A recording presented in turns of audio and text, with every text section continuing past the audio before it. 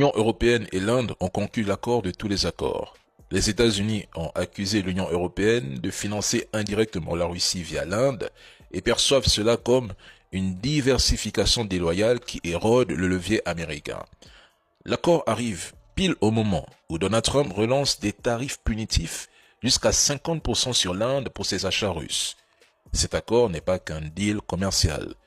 C'est un acte de realpolitik multipolaire où l'Inde joue le multi-alignement à fond. BRICS plus Europe, Russie plus Europe, croissance plus autonomie. C'est exactement ce que les États-Unis détestent le plus. Un monde où leur hégémonie n'est plus incontournable.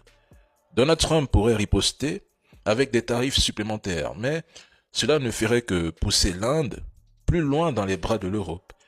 Cet accord réduit doucement la place du dollar. Les échanges se font davantage en euros et en roupies.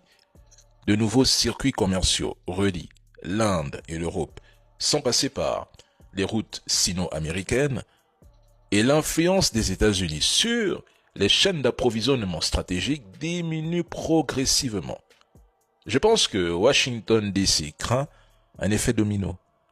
Cet accord pourrait inciter l'Inde à exiger des concessions similaires dans un futur deal US-Inde, tout en renforçant un axe indo-européen qui contourne les sanctions américaines et affaiblit l'OTAN en Asie via des partenariats défense UE-Inde.